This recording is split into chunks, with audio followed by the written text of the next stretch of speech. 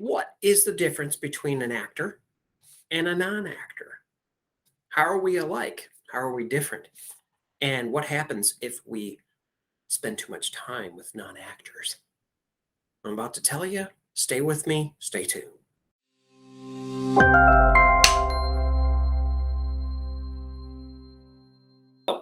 You're an actor. I'm an actor. There's a lot of non-actors out there, you know? We are the minority, they are the majority, and yet we have to we do parallel with non-actors. We come together with them all the time, whether it be in an audience, whether that be signing autographs, which I've done before, it's really cool, or in our family, our friends, people like that. But what separates us from the non-actors? Seriously, what separates us from those people? Okay. Be brutally honest today. I want you to take some notes and think about what I'm about to tell you, because it will be an asset to you. Okay. I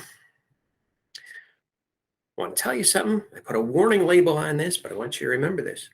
Did you know that if you spend too much time with negative people, with non-actors, it will destroy your creativity. It will take away your hope. It will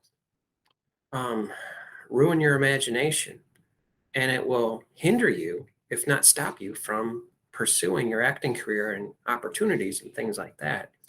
And there's reasons why. There's reasons why this happens, and it's very important. I want to tell you the secret. It's not really a secret, but yet it is. Here it comes. We ask ourselves different questions. Actors act on and ask different questions than non-actors ask their own questions. Does that make sense? Internal monologue. Okay. I'll give you 5 of them. 5 typical questions. Okay. There's a lot more, and I'm sure you can think up a lot more than I can, but here they are. Okay. Number 1, the actor. How can I manipulate my nervous system to change the way I feel, to change my emotions and the way I move? Now, that's pretty deep, isn't it? But yet we do that all the time, right? We have a script, and we look at a script, and we see the nuances of a sentence, right? Picture a sentence like a universe, a galaxy, okay? There's moons and stars and planets, okay? And there's space dust and all that stuff, okay? But there is an adjective, an adverb. There is an emotion there. There's an emotional beat, okay? There's a lot of things in a sentence that as actors, we need to break down to figure out mentally and then emotionally, so we can breathe our life into the character, right? So we're constantly thinking differently about life, differently about relationships with God, with others, with ourselves. It's a lot of conscious thought, right? Non-actors, just telling you, they don't think that way. By and large, they don't think that way unless they're influenced by you. How are you feeling? I'm fine. How are things? Good. You know, working hard. And yeah. Sometimes I feel down, but, I pick myself back up, Now, I'm not poking fun at non-actors, okay? I used to be one, but I got into it and I loved it, and it's been a part of my life for over 30 years. Here's another question for you guys, actors. Actor, am I living or just existing? Whoa, deep and ethereal, eh? Yeah, there's a difference between living and existing. Existing is going through the motions subconsciously, doing the same thing every day, all day, with a little bit of changes in between, but not too risky. Okay. You eat, you sleep, you poop, you go to the store, you take vacations once in a while. I'm not saying it's boring. I'm saying it is existing in comparison to living, because you, as an actor, just like everybody else, but you as an actor, were given this divine design. and I'm very serious about this, okay? You were given a divine design, and you know you have a passion. You know you have an obsession towards doing something spectacular, okay? Um, Will Smith, he's a human being just like you. I'm not going to poke fun at him. Everybody makes mistakes and learns by them. You and me and everybody else, and we always will. But my point is, when he was younger, he vowed to himself, and he followed through, but he vowed to himself this, that he's going to be the greatest actor in the world, in history. And at first, when I read that, I thought, I thought, wow, who does he think he is? But I didn't mean it in a negative way. I meant it, who does he think he is? To say something like that, he was speaking in faith. He knew he had something, a God given gift. He knew he had something to offer. Okay. And he studied. He studied really hard. How he first started out was a rapper, of course. But even before Fresh Prince of Bel-Air sitcom, he used to sit down and watch Happy Days and different other Laverne and Shirley and different sitcoms, that were on there, Family Matters, stuff like that. And he used to he taught himself how to pause in between laughs and how many seconds. It's 12 to 15 seconds on the average, and how you react and how you not react. He was educating himself through watching television because he was starving to become a great actor, just like you or actress. So living is very different for an actor than just existing for a non-actor. We shoot high, we shoot towards the stars, and sometimes we don't hit the star, but we hit the moon, right? Okay. At least you hit somewhere up there above your head. That's where dreams are. You got to bring them down to see what's going on, but you want to live, right? Not just exist. Number 3, what is, oh, here it is. Here it comes. Number 3, question number 3 is this. Am I a people pleaser? Am I pleasing other people at the expense of myself? Ouch. Okay. We all embrace acceptance and reject rejection. Trust me. Actors do that. Okay. All right. Of course, we're going to be hurt when we don't, get the audition, get the part, get the role, but we don't let it stop us, do we? No, we keep going because we want to live and not exist. And we take control of our nervous system and we change the way we feel through technique, through acting techniques. Okay. But pleasing other people at the expense of yourself is sort of like a pandemic. It is. It's a virus. We can fall into that very easily with our family. Our family doesn't want us to move to another state, because we'll be far away. Even we're pursuing our acting career, we're far away.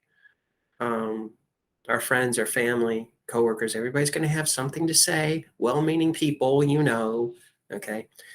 And we tend to, well, maybe you're right. And yeah, I guess you're right. There's a community college here. And yeah, and so we end up settling.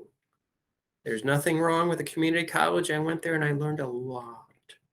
Okay, I learned a lot, especially from one particular, what was her name? She was an acting professor, Nancy.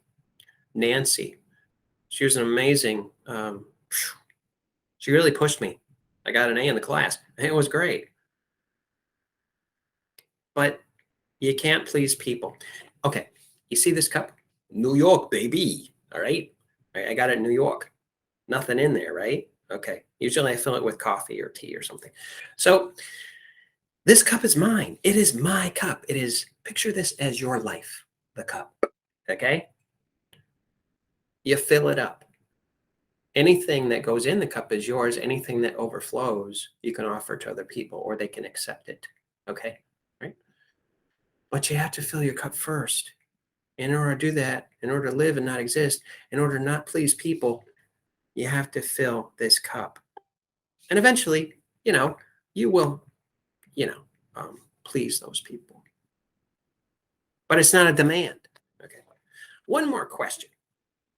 Oh, who is in your network socially, online, and also who is in your life, time, people you see face to face, your family, your brother, your sister, your aunts and uncles and cousins, and all those other people that surround you as you grow in life, right? Some of them will put you down. Thank them for that. At least they don't belong in your network. Okay. So you repel them gently but firmly. Over here, people that embrace you. And even if they don't understand what you're after as an actor or director or speaker, whatever you're doing, they say, good going. I am in your corner because I want you to be happy. I want to see that great award-winning smile at the Oscars someday. All right. The people you have to watch out for, the people you have to be aware of, I'll tell you who they are.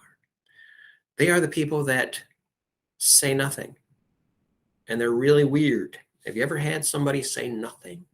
Okay. For example, I'll give you an example. Hey, I am going to go.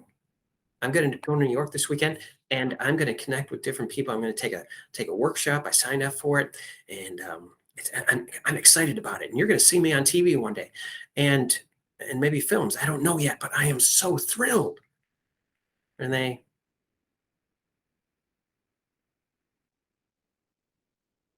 good. Yeah, that's good. They don't say anything. It's really bizarre and weird and scary. It really is. Maybe they don't feel that they're enough. Maybe it challenges them to reach for their own dream and they don't want to be uncomfortable. Okay.